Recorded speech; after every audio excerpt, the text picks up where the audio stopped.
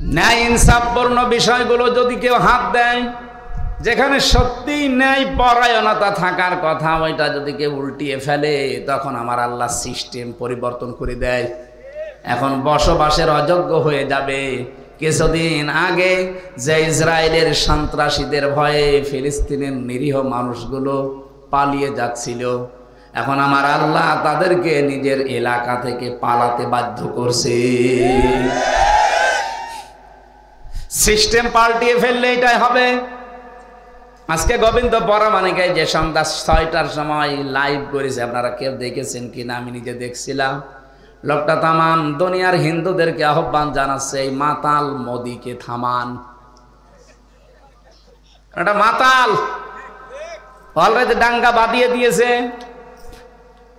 আপনি মনে করছেন দাঙ্গা তো শুধুমাত্র গুজরাটে থাকবে? না, দেখেন এই বাতাস বাংলাদেশে আসলে বলে, কারণ ওদের সাথে একটা দেশের বর্ডারের কোনো মিল নেই। কয়েকদিন আগে মালদ্বীপ, শ্রীলঙ্কা সবগুলোই হোসেন ভাই ঘুরে আসলো। ওদের সাথে মালদ্বীপের মিল নেই, শ্রীলঙ্কার মিল নেই, ভুটানের মিল নেই, পাকিস্তানের তো নেই। ওদিকে আফগানিস্তানের একটা বর্ডার আছে, ওইটার সাথেও মিল নেই। মায়ানমারের সাথে মিল নেই, চীনের সাথে মিল। আমাদের সাথে মিল ছিল, বুবু ছিল, বুবু নেই, মিল নেই।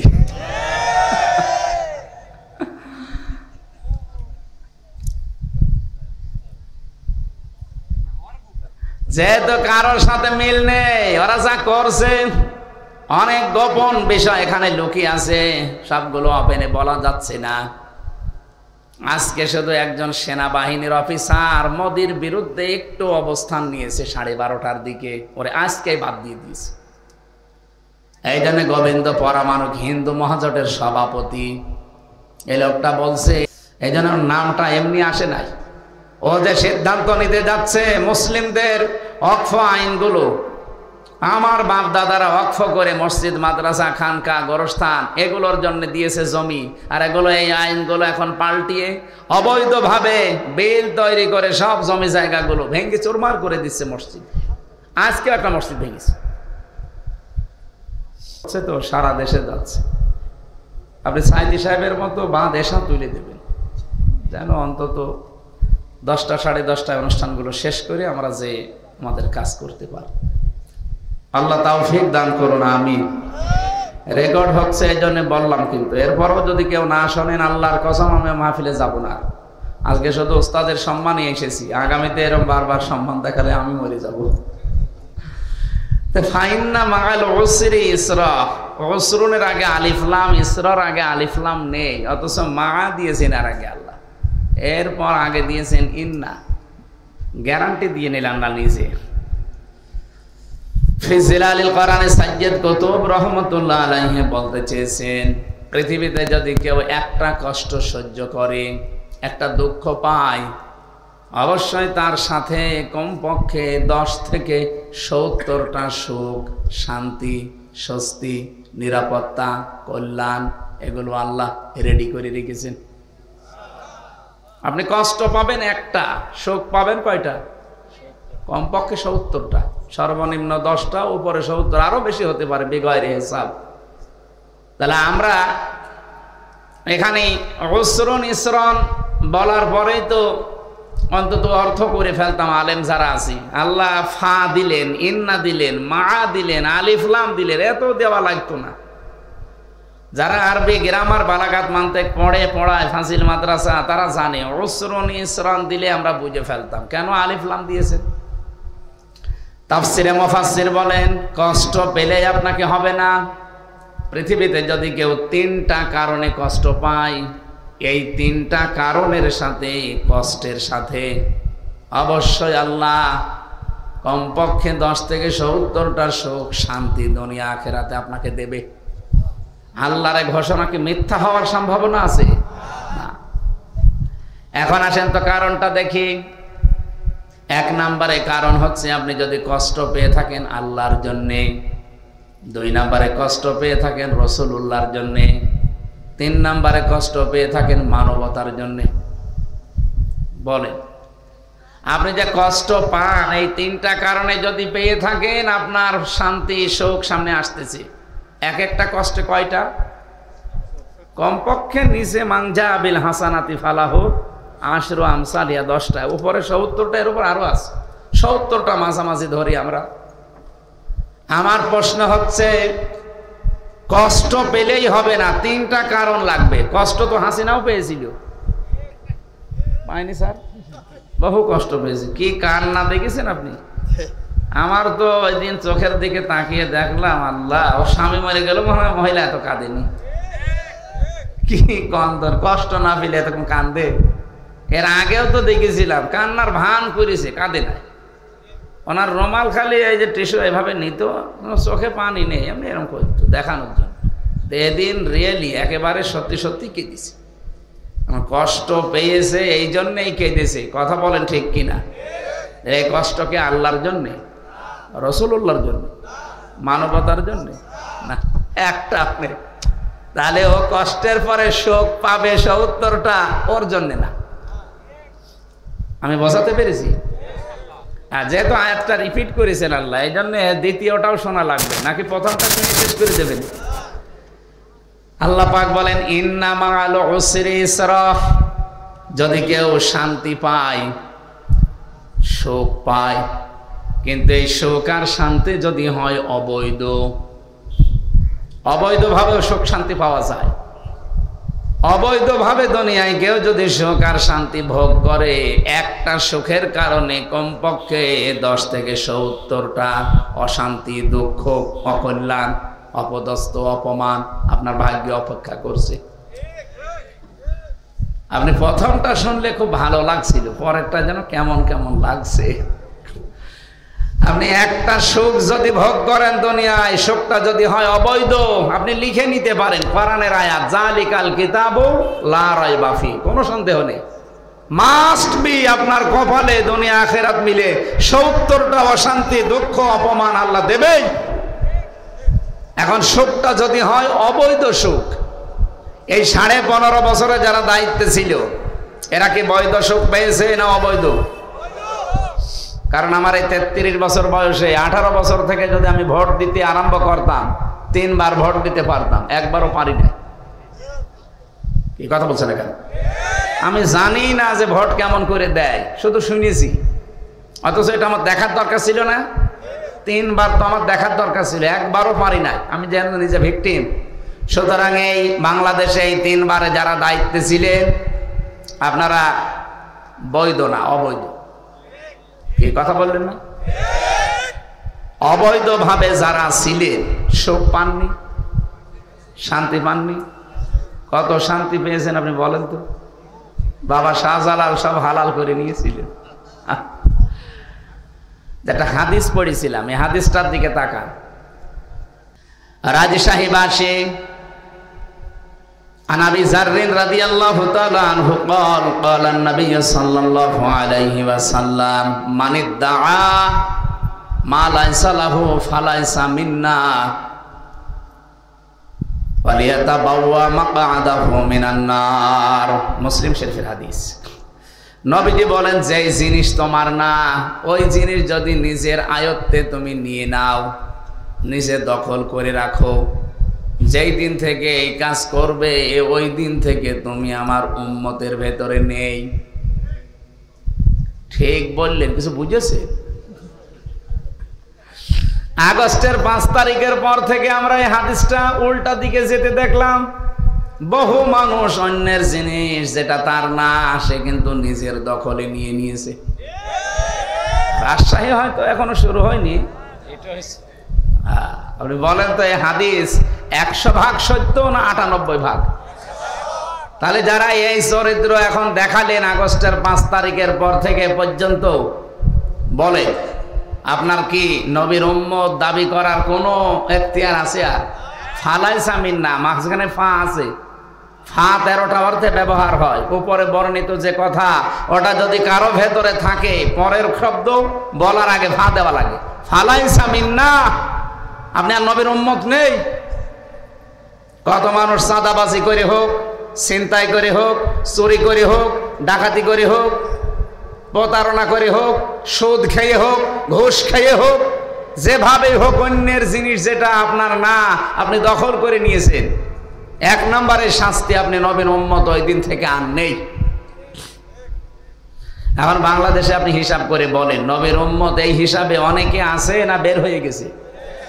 এখানে কেউ আছেন এরকম? যদি থাকেন সম্পদ ফেরত দিয়ে দেন, নয়তো আপনি মরে গেলে আপনার জানাজা পড়ানো, কবরে দেওয়া বেকার হবে। কারণ বিসমিল্লাহি ওয়া আলা মিল্লাতি রাসূলিল্লাহ আপনার জন্য না, আপনি আল্লাহর নামের ওপরেও নেই আর রসুলের উম্মতও নেই। তাহলে আপনার জন্য আমি এই মিথ্যা কথা বলি কি করব? স্যার আমি বেশি বলে ফেললাম। সুতরাং এইটা যারা করছেন, সম্পদ আপনি যদি ফেরত না দে মাহফিল একদিন কেন, বছরে 50 দিন দেন, কিছুই হবে না। আমরা চাই এই চরিত্র যেন রেকর্ড হচ্ছে, সারা বাংলাদেশে যাচ্ছে। হাদিসটা আমরা আজকেই মানতে চাই। হ্যাঁ, কথা বলেন না কেন? যার যেটা যা নিয়েছেন ফেরত দিয়ে দিন। 2 নাম্বারটা তো আরো কঠিন, ওয়ালিয়াতাবাওয়া মাকআদাহু মিনান নার, সে যেন জাহান্নামে নিজের একটা স্থান তৈরি করে নিল। এটা তো আরো কঠিন।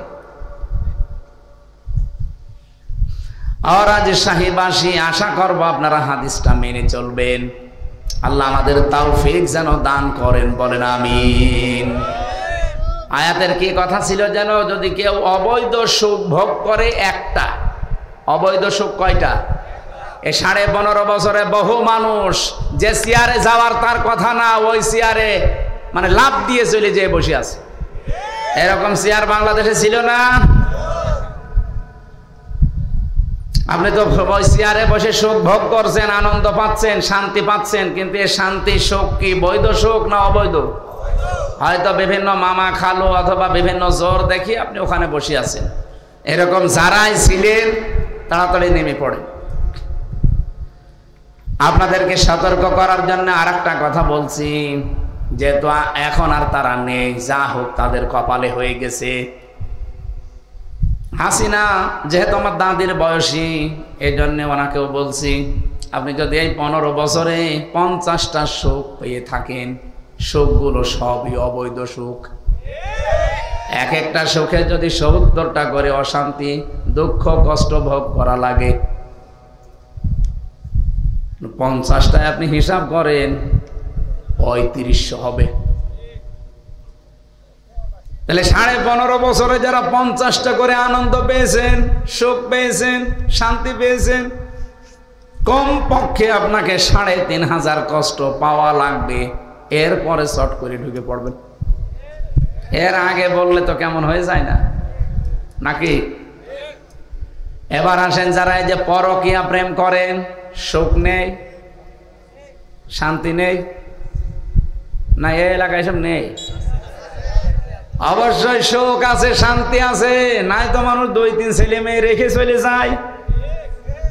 কথা বললেন না কেন? তার মানে শান্তি আছে। এই সুখটা কি বৈধ সুখ না অবৈধ? এরকম অবৈধ সুখে যারা আছেন, কমপক্ষে 70টা অশান্তি, দুঃখ, কষ্ট দুনিয়ায় আপনাকে ভোগ করা লাগবে। এই জন্য যারা আছেন আপনাকে বাঁচাতে চাই, এই মুহূর্তে তওবা করেন, পরকীয়া প্রেম আজকে থেকে শেষ। কারা কারা ছেড়ে দিতে পারবেন হাত তোলেন তো?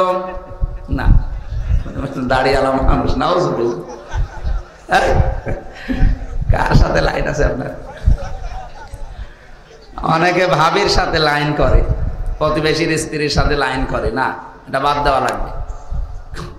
যারা আছেন যদি হাত আন্দাজে তোলেন, আপনার মনে হয় কিছু আছে, যদি কিছু থাকে এক্ষুনি মোবাইল নাম্বার ডিলিট করে দিন আর আস্তাগফিরুল্লাহ পড়ে জীবনের মতো তওবা করে ফিরে আসেন। অবৈধ সুখ আপনি ভোগ করলেই মাস্ট বি আপনাকে দুনিয়াতে অশান্তি ভোগ করা লাগবে। কয়টা? 70টা। একটায় 70টা। তাহলে যদি 50টা অবৈধ সুখ ভোগ করে থাকেন, আপনি হিসাব করে বলেন আপনি কি পাবেন। যেহেতু ওনারা অবৈধ সুখ ভোগ করেছে, আগামীতে কেউ যেন অবৈধ সুখ আর ভোগ করতে না পারে। এই জন্যই বারবার সারা দেশে বলছি, নির্বাচন আমরাও চাই, কিন্তু এদের মাধ্যমে না। এই 1628 জন যারা দায়িত্বে ছিল, এই ডিসি, এই এসপি, এই টিওনো, এই ওসি, তারাই আছে। খালি চেয়ার পাল্টিয়েছে। রাজশাহীর ডিসি গেছে কুষ্টিয়ায়, কুষ্টিয়ারটা কুমিল্লায়, কুমিল্লারটা কক্সবাজার। এই মাল তো সব একই আছে। যেহেতু এদেরকে দিয়েই করানো লাগবে সামনে, যদি এদেরকে আপনি না পাল্টিয়ে আবার এদের আন্ডারেই দিয়ে দেন, কি হবে? এই 15 বছরে যা হয়েছে, দিনের ভোট আবার রাতি হয়ে যাবে। দিনের ভোট রাতে হলে যারা আসবে ওরা কি বৈধ না অবৈধ? আরো জোরে বলেন। অবৈধ মানুষকে আপনারা সামনে যদি দিয়েও দেন, আর সে যদি যায়ও, ও সুখ শান্তি পাবে না। সব হালাল করে নেবে তখন। যে সুখ শান্তি যেহেতু বৈধ না, আর অবৈধ সুখ আপনি ভোগ করতে চাইলেও আপনাকে আমি করতে দেব না, কারণ আমি আপনার হিতাকাঙ্ক্ষী। আপনি একটা সুখ পাবেন অবৈধ, অশান্তি দুনিয়ায় পাবেন কয়টা? তা আপনাকে আমি ঠেলিয়ে দেব কোন কারণে? আপনাকে আমি বাঁচাতে চাচ্ছি এই কারণেই। এরপরে যদি কেউ এখন অবৈধ চিন্তা ভাবনা করেন, যান, আপনার কপালের উপরে ছেড়ে দিলাম। এ পৃথিবীতে ন্যায়সঙ্গত কথা আছে সব কোরআনে। ন্যায়সঙ্গত কথার বাইরে কোনো কথা আমার আল্লাহ কোরআনে দেননি। ওয়াতাম্মাত কালিমাতু রাব্বিকা সিদকাও ওয়া আদলা লা মুবাদদিলা লিকালিমাতিহি ওয়া হুয়াস সামিউল আলিম। সূরা আনামের 115 নম্বর আয়াতে আল্লাহ বলেন, আমার এই কোরআন আমি 3টা জিনিস দিয়ে পরিপূর্ণ করে দিয়েছি। 1 নম্বরে যত কথা কোরআনে আছে সব সত্য কথা। 2 নম্বরে যত কথা আছে সব ভারসাম্যপূর্ণ, ন্যায় ইনসাফ দিয়ে পরিপূর্ণ। 3 নম্বরে কিয়ামত পর্যন্ত আমার কথা কোনোদিন পরিবর্তন হবে। আল্লাহ 3টা জিনিস দিয়ে পরিপূর্ণ করে দিলেন। 15.5 বছরে এত বড় ফ্যাসিস্ট, এত বড় স্বৈরাচার আপনি কি শুধু নাম শুনেছেন? বাস্তবতা বোঝেন? আপনি এখনই ইন্টারনেটে সার্চ দেন, তাম দুনিয়ায় 6 জন ঘৃণিত মানুষের নাম ভেসে আসবে।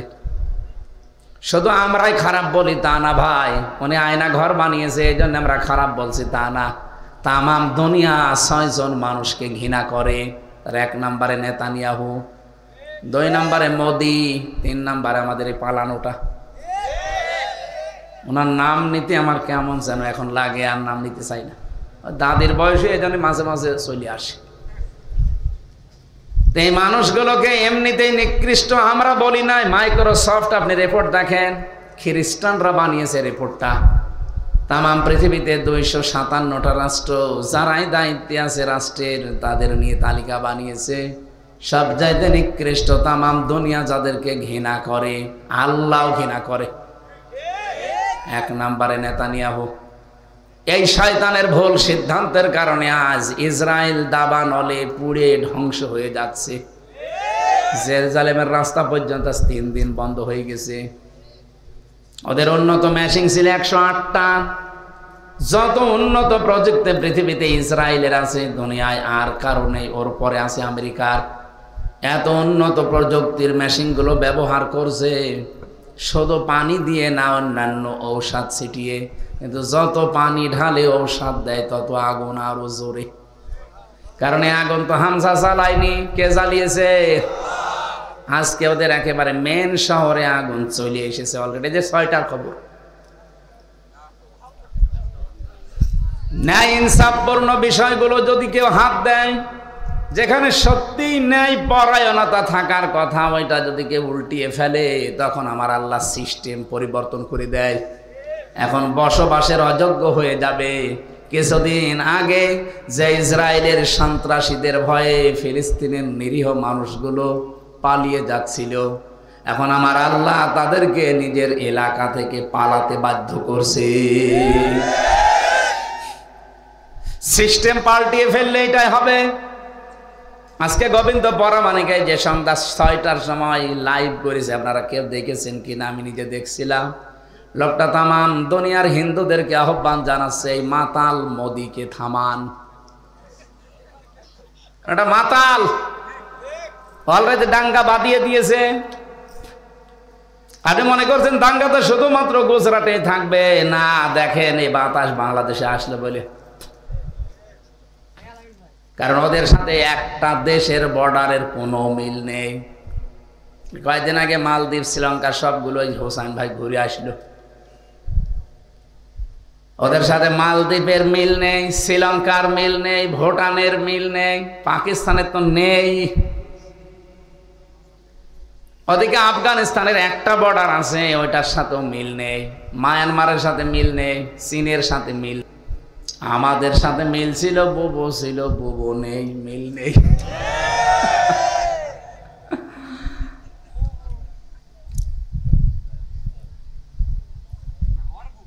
যেহেতু কারোর সাথে মিল নেই, ওরা যা করছে অনেক গোপন বিষয় এখানে লুকিয়ে আছে, সবগুলো ওপেনে বলা যাচ্ছে না। আজকে শুধু একজন সেনাবাহিনীর অফিসার মোদির বিরুদ্ধে একটু অবস্থান নিয়েছে 12:30টার দিকে, ওরে আজকেই বাদ দিয়ে দিয়েছে। এই জন্য গোবিন্দ পরমাণু হিন্দু মহাজোটের সভাপতি এই লোকটা বলছে, একে থামান, মাতাল লোকটা না থামলে শুধু হিন্দুরা না, তামাম পৃথিবীর মানুষেরা পৃথিবীতে বসবাসের অযোগ্য হয়ে পড়বে।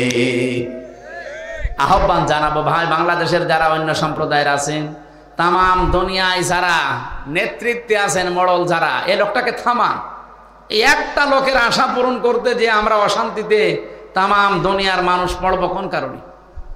শুধুমাত্র নিজের এলাকার মুসলমানদেরকে ধ্বংস করছে না, তামাম দুনিয়া এটা ছড়িয়ে যাবে কয়েকদিনের ভেতরে। এই জন্য নামটা এমনি আসে নাই। ও যে সিদ্ধান্ত নিতে যাচ্ছে মুসলিমদের ওয়াকফ আইনগুলো, আমার বাপ দাদারা ওয়াকফ করে মসজিদ, মাদ্রাসা, খানকা, গোরস্থান এগুলোর জন্য দিয়েছে জমি, আর এগুলো এই আইনগুলো এখন পাল্টিয়ে অবৈধভাবে বিল তৈরি করে সব জমি জায়গাগুলো ভেঙে চুরমার করে দিচ্ছে মসজিদ। আজকে একটা মসজিদ ভেঙেছে। শয়তানরা সত্য কথা বলে যদি কাজ করতো তাও তো মানে নিতাম।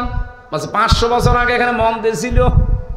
পৃথিবীর মানুষেরা মাটির নিচে কেউ তেল পায়, গ্যাস পায়, সোনা পায়, রূপা পায়, আর শয়তানরা শুধু মাটির নিচে মন্দির পায়। তাও যেখানে সেখানে পায় না, শুধু মসজিদের নিচে পায়। এটাতে পোড়াটা ওর ষড়যন্ত্র, দুর্বিসন্ধি তামাম দুনিয়া এখন বুঝে ফেলছে, হিন্দুরা পর্যন্ত বুঝে ফেলেছে। গোবিন্দ পরমাণিক একজন হিন্দু না? এক কথা বলছে না কেন? পিনাকি ভট্টাচার্য হিন্দু না? এই মানুষগুলো যদি ওকে থামাতে বলে, মুসলমান এখন অনেক মুসলমান ওর পক্ষে কথা বলে।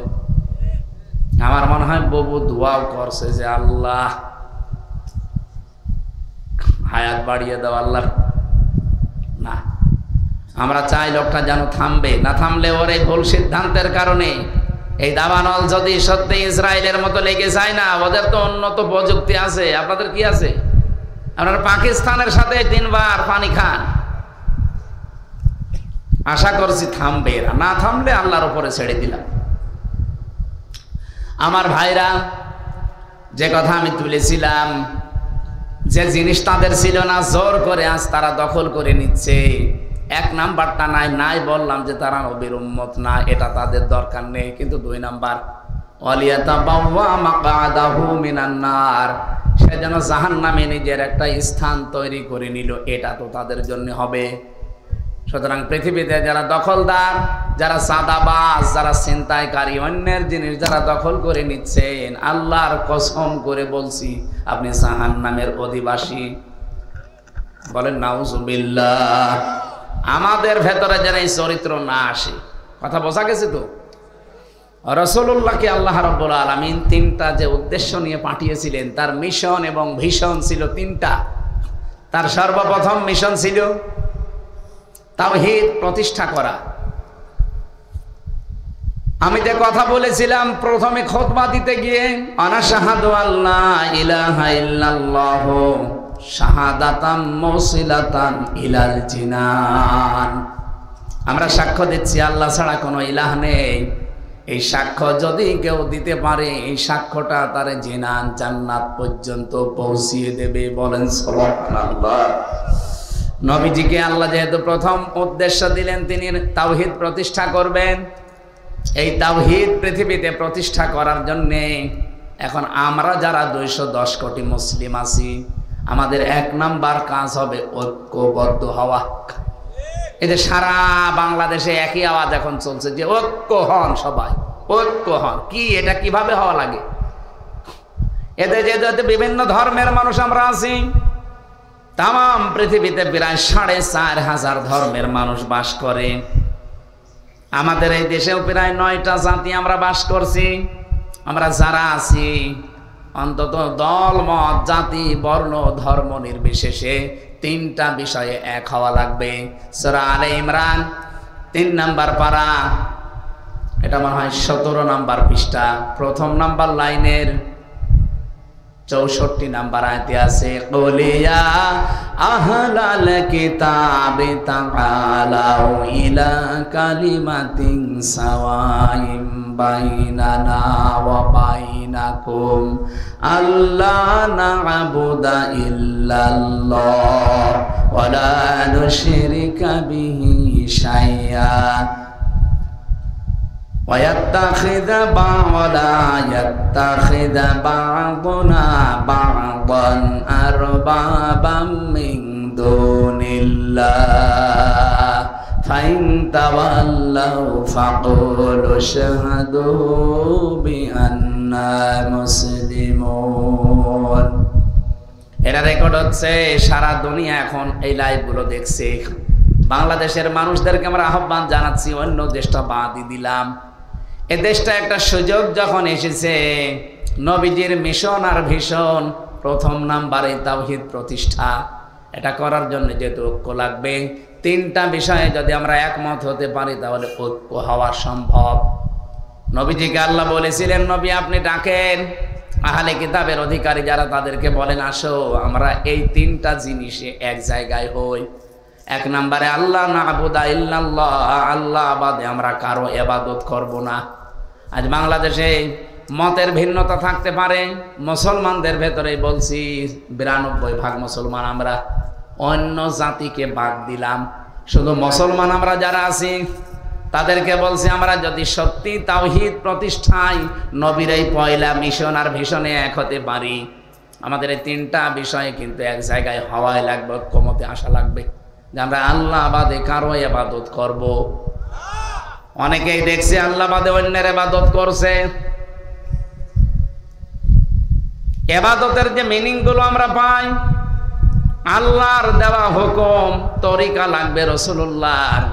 আপনি আমি একটা জিনিস মনে করছি খুব ভালো, আন্দাজে করলে ওটা ইবাদত হবে না। আমি নাম ধরছি আজকে, যা হয় হোক, এই যে আমার তাহেরি ভাই, উনি ইবাদত করছে, জিকিরকে উনি ইবাদত হিসাবে নিয়েছে, কিন্তু যে জিকির গুলো করে ওটা কি ইবাদতের জিকির? এই যে ইয়া আলী বাবা, শাহ আলী বাবা, কেল্লা বাবা, ফতে বাবা, নূর আলী বাবা, কিসের বাবা? আপনি জিকির করলে আলেমদের জিজ্ঞাসা করেন সুবহানাল্লাহ, আলহামদুলিল্লাহ, লা ইলাহা ইল্লাল্লাহ, আল্লাহু আকবার, এর বাইরে কোন শব্দ জিকিরের থাকলে বলেন, আমি করব। বাংলাদেশে 48,000 দরবার। আমি 3 দিন আগে গিয়েছিলাম চরমনায়ের পীরের দরবারে, পুরাটা ঘুরে দেখলাম। যদি আমি এর আগেও বহুবার গিয়েছি, ওখানে ছিলাম কিছুদিন। সরসিনার দরবারে ঘুরলাম প্রায় 2.5 ঘন্টা ধরে। এনএস কামিল মাদ্রাসা সালুকাটি ঘুরলাম প্রায় 2 ঘন্টা ধরে। চট্টগ্রামের বায়তুল শরফে ঘুরেছি, সারাদিন ছিলাম। 8 গিয়েছিলাম ফরিদপুরে, 3 বার গেলাম ওখানে। এই যে সমস্ত জায়গাগুলো আমি দেখে বলছি আপনারা জিকির, সব জায়গা থেকে আওয়াজ আসে জিকির কিসের বলেন বলেন? যেহেতু জিকির একটা ইবাদত, আমি চরমনায় বলেন, সরসিনা বলেন, বায়তুল শরফ বলেন, 8 বলেন, দেওয়ানবাগি বলেন, না আমি নিষেধ করছি না, কিন্তু জিকির আপনাকে করা লাগবে 4টা শব্দ দিয়ে। যদি এই 4টা শব্দের বাইরে আপনি জিকির করেন তাহলে ওটা জিকির না। ওই যে তাহেরি ভাই যেটা করে এটা জিকির না, ওটা ওনার ফিকির। হ্যাঁ, কথা বলেন। এমনকি আল্লাহর কালেমাকে আপনি খণ্ডিত আকারে জিকির করতে পারবেন না, কোনো পারমিশন নেই। তাম্মাত কালিমাতু রাব্বিকা সিদকা ওয়া আদলা, আল্লাহ বলেন আমার কালামগুলো, আমার কালেমা, আমার যে কথা, এগুলো কিন্তু সত্য। 2 নাম্বার, এটা একেবারে ইনসাফ দিয়ে পরিপূর্ণ। আপনি যদি শুধু সুবহান সুবহান সুবহান বলেন, জিকির হবে না? কি কথা বলছেন এখানে? এমনকি যদি কেউ বলে আকবার আকবার আকবার, জিকির হবে? আল্লাহু আকবার বলা লাগবে, সুবহান আল্লাহ বলা লাগবে, আলহামদ আলহামদ বলবেন, জিকির হবে না, আলহামদুলিল্লাহ বলা লাগবে। লাইলা লাইলা লাইলা বলবেন, হবে না, লা ইলাহা ইল্লাল্লাহ বলা লাগবে। দলিল হচ্ছে সূরা মুহাম্মদ 26 নাম্বার পারা 8 নাম্বার পৃষ্ঠার 1ম নাম্বার লাইনে দেখবেন, ফাআলাম আন্নাহু লা ইলাহা ইল্লাল্লাহ। কেন আল্লাহ বলতে পারতো না যে লা ইলাহা লা ইলাহা বলতে পারতো না? আল্লাহ কেন পুরা কালেমা বললেন? জেনে রাখো, ফাআলাম আন্নাহু লা ইলাহা ইল্লাল্লাহ। যত পীর সাহেব আছেন, যত আল্লাহর বুজুর্গ বান্দা দাবি করেন, ইসলাম মন মতো বানিয়ে নেবেন না।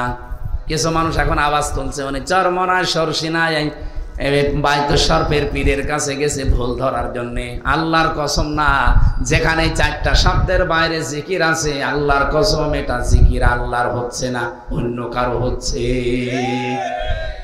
আপনি জিকির করবেন এই 4টা শব্দ দিয়ে। যে দরবারে আছেন জিকির শেখার জন্য, সেখানে যাবেন। আমার কথা বোঝা যাচ্ছে? আমরা আল্লাহ বাদে আর কারো ইবাদত এখানে করতে চাই না। এদেশে যে দলে আছেন, মতে আছেন, হয়তো মত পার্থক্য আমাদের থাকবে, কিন্তু এই জায়গায় এক হওয়া লাগবে যে আল্লাহ বাদে আমরা কারো ইবাদত করব না। 2 নাম্বারে, ওয়ালা নুশরিকা বিহি শাইআ, আল্লাহর সাথে অন্য কাউকে আমরা শিরিক করব না। এই যে আজকে নারী কমিশন 328 পৃষ্ঠার যে বই পুরাটা পড়লাম আমি আজ কয়েকদিন ধরে, এখানে আমি 13টা পয়েন্টে দাগ দিয়েছি, প্রত্যেকটা কোরআনের বিরুদ্ধে। ওরা 3 নাম্বার পয়েন্টে লিখেছে যে দেহ আমার, সিদ্ধান্ত আমার। এটা পড়া কোরআন শরীফের একেবারে ডাইরেক্ট বিরুদ্ধাচরণ। সূরা আরাফের 54 নাম্বার আয়াতে আপনি খোলেন, ফাআলাম আন্নাহু লা ইলাহা ইল্লাল্লাহ। আল্লাহ পাক বলেন, আলা লাহুল খালক ওয়াল আমরু, সৃষ্টি যার, সিদ্ধান্ত তার। আপনি কেন বলতে গেলেন যে আমার দেহ আমার, সিদ্ধান্ত আমার? দেহ কি আপনার নাকি? বলেন। 33 বছর আমার বয়স, 34 বছর আগে আমার কোনো অস্তিত্ব ছিল? দেহ আমার হয় কি করে? আমাকে একজন বানিয়েছে, এই জন্য আল্লাহ আয়াত দিয়েছে, কাইফা তাকফুরুনা বিল্লাহি ওয়া কুনতুম আমওয়াতান ইলা আখিরি আয়াত। আল্লাহ পাক বলেন যে কাইফা শব্দ দিয়ে বাক্য আরম্ভ করলেন কেন? বালাগাত মান্তিকের যে 19টা আমি চ্যাপ্টার পড়েছি, এর ভেতরে একটা এটা আছে, কাইফা শব্দ ব্যবহার করা হয় সেন্টেন্সের আগে, যেটা আমার আল্লাহর নিজেরও বিশ্বাস হয় না। মানে আল্লাহ নিজেও বিশ্বাস করতে চাচ্ছেন না যে মানুষ আমার নাফরমানি করতে পারে। এই জন্য কাইফা দিয়ে আরম্ভ করলেন, কাইফা তাকফুরুনা বিল্লাহি ওয়া কুনতুম আমওয়াতান। মানুষ কি করে আমার নাফরমানি করে, আমার সাথে কুফরি করে, আমার আয়াতকে মানতে চায় না, আমার বিরুদ্ধে উচ্চারণ করে। কি করে করে? ফাকুনতুম আমওয়াতান, অথচ মৃত ছিল। ফাহয়াকুম, আমি আল্লাহ নিজে তাদেরকে জীবন দিয়েছি। যে মানুষগুলো নারী কমিশনে বসে বসে এই পয়েন্টগুলো কোরআনের বিরুদ্ধে সাজালেন, বিয়ের ক্ষেত্রে, তালাকের ক্ষেত্রে, অভিভাবকত্বের ক্ষেত্রে এবং জমি জায়গা ভাগ করার ক্ষেত্রে, এরকম 13টা পয়েন্ট আমি একটা একটা করে সবগুলো কোরআনের বিরুদ্ধে। আপনি কি নিয়ে বললেন এই কথাগুলো বলেন তো? প্রকাশ্য শিরিক। এই দেশকে আমার মনে হয় অস্থিতিশীল করার জন্য শুধু এদের কাজ না, এদের পেছনে কোনো রাঘব বোয়াল কাজ করছে। তো এই সময় এই সিদ্ধান্ত আসা জীবনও এই কয়টা মহিলার দ্বারা সম্ভব না। যে মহিলাগুলো এই সিদ্ধান্ত দিয়েছে, এদেরকে দেখলে কি মহিলা মনে হয়? আমার তো মনে হয় না মহিলা। এ না পুরুষ না মহিলা, মানে আলাদা কোনো জন্তু। আপনি দেখেছেন ওদের চেহারার দিকে? পুরুষের কাটিংও না, মহিলাদের কাটিংও না। কি মহিলাদের তো আলাদা একটা কাটিং আছে, ওর কি আমি নিচে নামতে পারলাম না। কোরআনে কারিমে সূরা কলমের 13 নম্বর আয়াতটা ফতোয়া দিয়ে দিলাম, রেকর্ড হচ্ছে, যাক ওদের কানে, উতুল্লিম বাদা যালিকা সানিম। এত শক্ত করে বলতাম না, কোরআনের বিরুদ্ধে যারা আছেন আল্লাহ 1500 বছর আগে জানিয়ে দিয়েছেন তারা জারো সন্তান। কমিশনের এই নীতিমালা মানা তো দূরের কথা, আমির জামাত ডক্টর শফিকুর রহমান হাফিজাহুল্লাহ ডাইরেক্ট জানিয়ে দিয়েছেন কমিশনই মানি না, নীতিমালা তো আর দূরের কথা।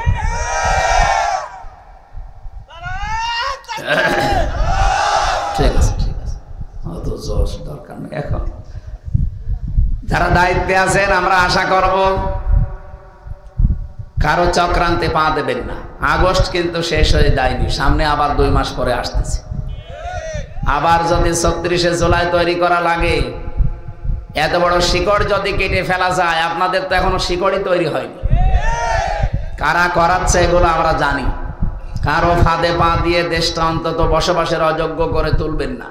এদেশে আমরা আর যাই করি, আল্লাহ রসুল এই 2 ক্ষেত্রে কিন্তু আমাদের কোনো মত পার্থক্য নেই।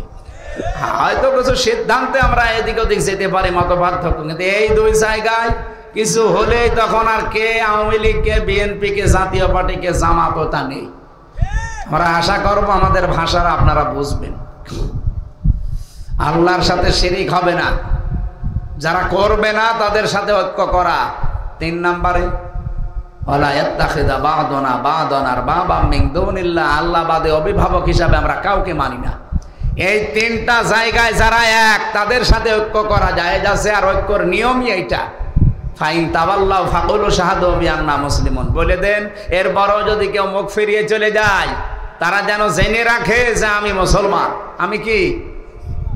সুতরাং এদেশে আমরা 92% যারা মুসলমান দাবি করছি, 92% লাগবে না, শুধুমাত্র যদি 51% মুসলমান আমরা টিকে থাকতে পারি এই 3টা বিষয়ের উপরে, আল্লাহর কসম এদেশের সামনে ইসলাম সংসদে চলে যাবে। 2 নম্বরে রসুলের ভীষণ আর মিশন ছিল, উনি মানব অধিকার প্রতিষ্ঠা করেছিলেন। এটা করার জন্য কয়েকটা পদ্ধতি উনি হাতে নিয়েছিলেন। সূরা নিসা 58 নম্বর আয়াতটা পড়বেন। আমার যেহেতু আয়াতগুলো আলোচনার বিষয় না, আমার একটা আলোচনার সামনে বিষয় আছে, সময় তো অনেক হয়ে যাচ্ছে, এই জন্য আমি আয়াতটা শুধু বলে একটা তথ্যটা বলে শেষ করে দেই। ইন্নাল্লাহা ইয়া'মুরুকুম আন তু'আদ্দুল আমানাতি ইলা আহলিহা ওয়া ইযা হাকামতুম বাইনান নাস আন তাহকুমু বিল আদলি। যখন মানুষের মাঝে বিচার করবা তখন ন্যায় বিচার করবা, আর এটা করার জন্য আগের আয়াতটা মানা লাগবে। অবশ্যই আল্লাহর নির্দেশ তোমাদের সবার উপরে কম আছে, সবার উপরে তিনি নির্দেশ দিচ্ছেন। ইয়া'মুরু যেহেতু মজারে, বর্তমান ভবিষ্যৎ, প্রেজেন্ট ফিউচার, যখন নাজিল হয়েছে ওই সময় থেকে ভবিষ্যৎ বলতে কিয়ামত পর্যন্ত যারাই আমরা আসবো দুনিয়ায়, তাদের প্রতি আল্লাহর নির্দেশ আমাদের যাবতীয় আমানত যেন আমরা প্রাপকের কাছে পৌঁছিয়ে দিই। এখানে আমানাত মানে ভোট। আপনি তাফসিরে মারিফুল কোরআন নিয়ে আসেন, 9টা পয়েন্ট ওখানে লেখা আছে, ভয়কার ট লেখা আছে। সুতরাং আগামী সময় যেহেতু আল্লাহ একটা তৈরি করে দিয়েছেন মানবাধিকার প্রতিষ্ঠার জন্য, এখন জরুরি যারাই দাঁড়াবে ভোটে আমরা ভোট দেব এমন মানুষকে যার দ্বারা আল্লাহর কাজ হবে, রাসূলুল্লাহর কাজ হবে, মানবতার কাজ হবে। যদি কেউ এটাকে দুনিয়ার কাজ মনে করেন, যদি মনে করেন এটা রাজনীতি, এটা ধর্ম ব্যবসা, হ্যাঁ এইটাই আমার ধর্ম ব্যবসা, এইটাই আমার রাজনীতি, আপনার যা মনে হয় করেন, আপনার কাছে যা মনে হয় তাই করেন বলেন, কিন্তু এইটাই আমার রাজনীতি, এইটাই আমার ধর্ম ব্যবসা, আমি সামনে সুযোগ আল্লাহ দিয়েছেন, আমি এই সুযোগ কাজে লাগাতে চাই। আমরা মানবাধিকার প্রতিষ্ঠা, এটা রসুলের মিশন আর ভীষণ। আমরা উম্মত দাবি করে যদি এই প্রতিষ্ঠা করতে না পারি, 54 বছর তো বিভিন্ন জিনিস দেখেছি, মানবাধিকার প্রতিষ্ঠা হয়েছে না, হয়নি, কোনো মানুষের অধিকার নেই।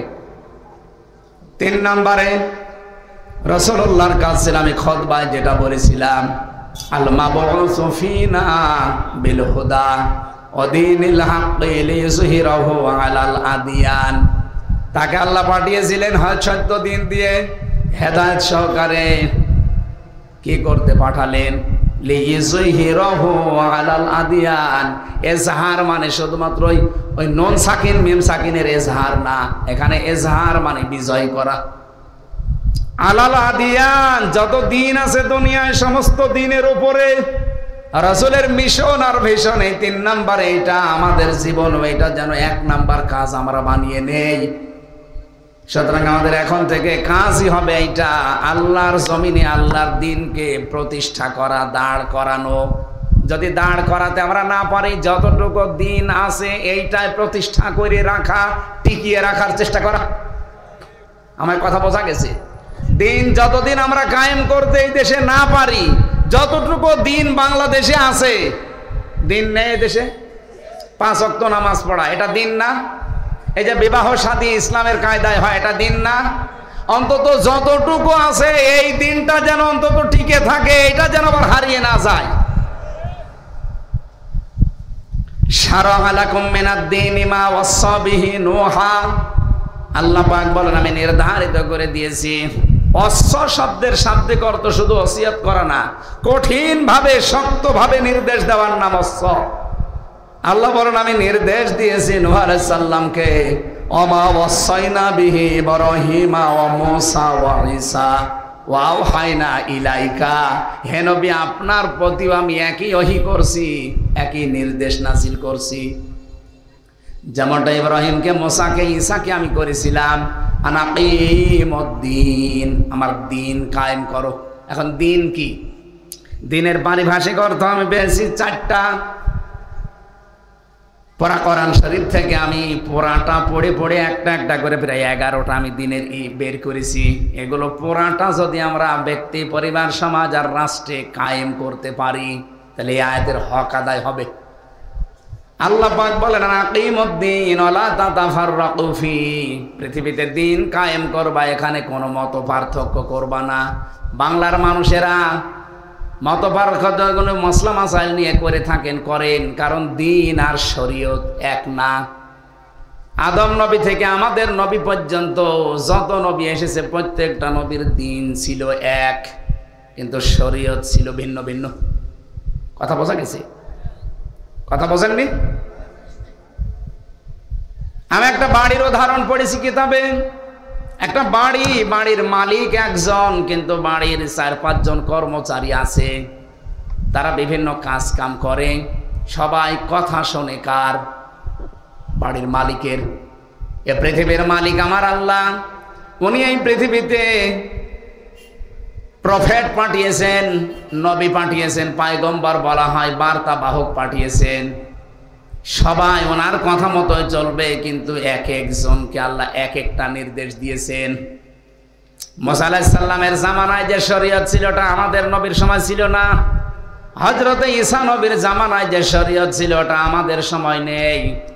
হযরতে ইব্রাহিম নবীর জামানায় যে শরীয়ত ছিল, ওটা আমাদের জামানায় নেই।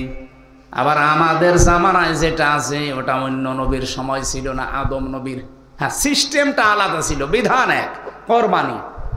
কোরবানি আদম নবীর জামানায় ছিল, চাটিয়াল ময়দানে পশু জবাই করে রেখে আসতো, যারটা হালাল আকাশ থেকে আগুনের ঝলক এসে পুড়িয়ে ফেলতো।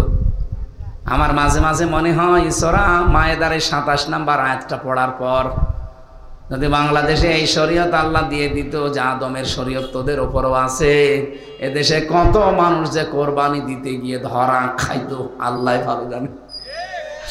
কারণ 2 নম্বর টাকা দিয়ে গরু ছাগল কিনে সেই রেখে আসতো চাটিয়াল ময়দানে, আকাশ থেকে আগুন আসতো না, তখন মানুষ বুঝতো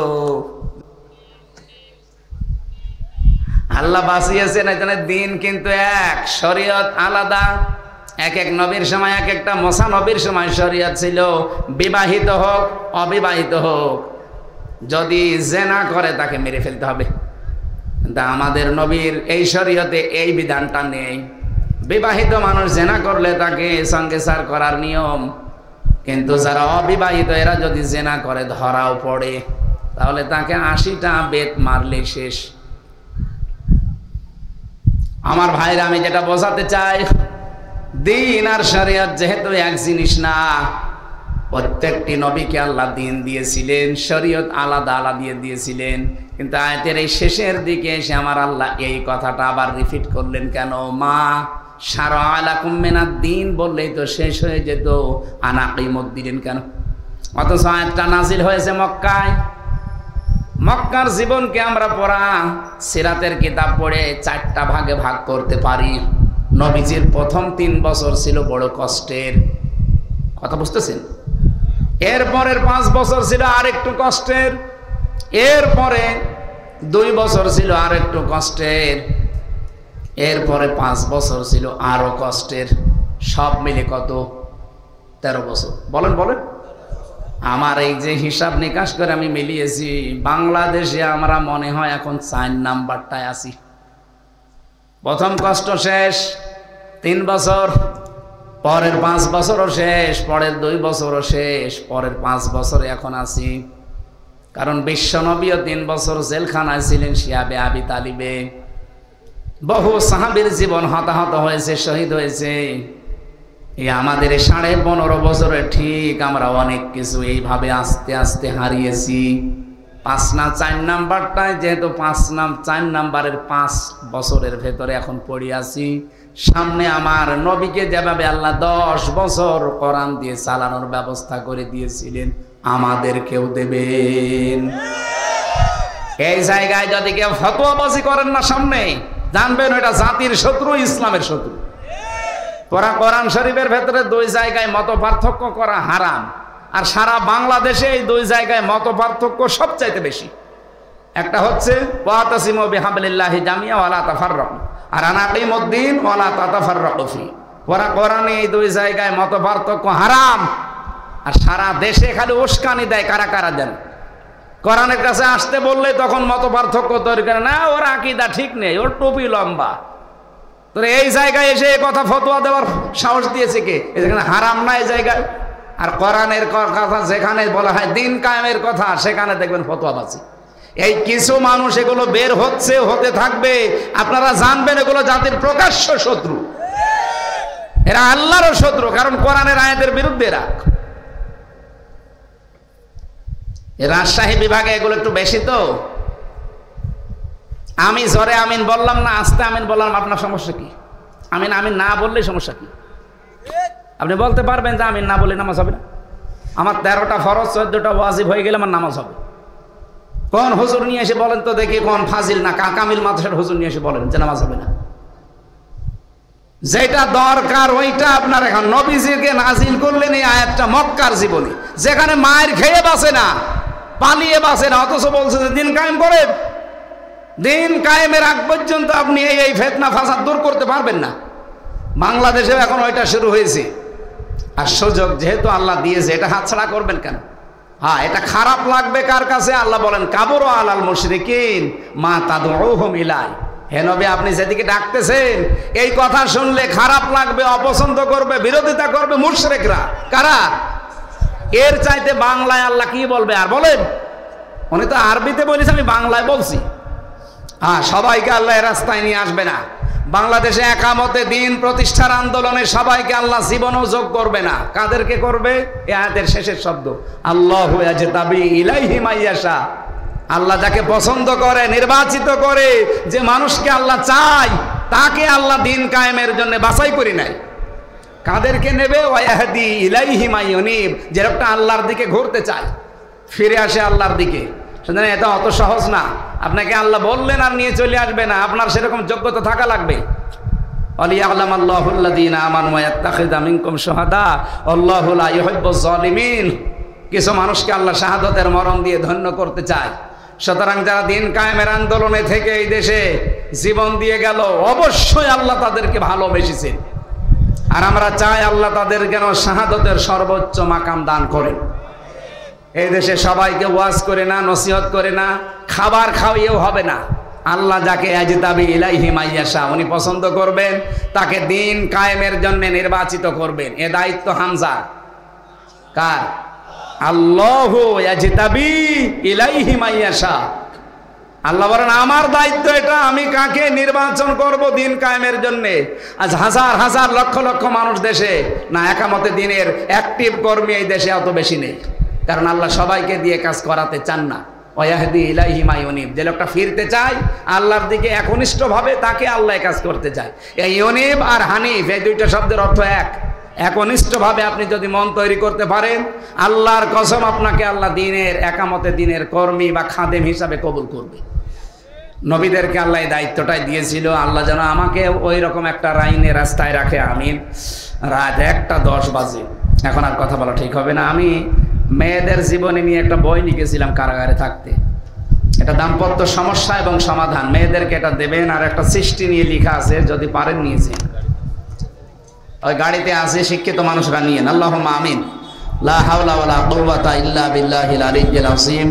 লা ইলাহা ইল্লা আনতা সুবহানাক ইন্নী কুনতু মিনাজ জালিমিন। আল্লাহ আমাদের অনুষ্ঠানটা আজ কবুল করে নাও। সুবহানাকা আল্লাহুম্মা আস্তাগফিরুকা ওয়া আতুবু ইলাইক। লা ইলাহা ইল্লাল্লাহু মুহাম্মাদুর রাসূলুল্লাহ।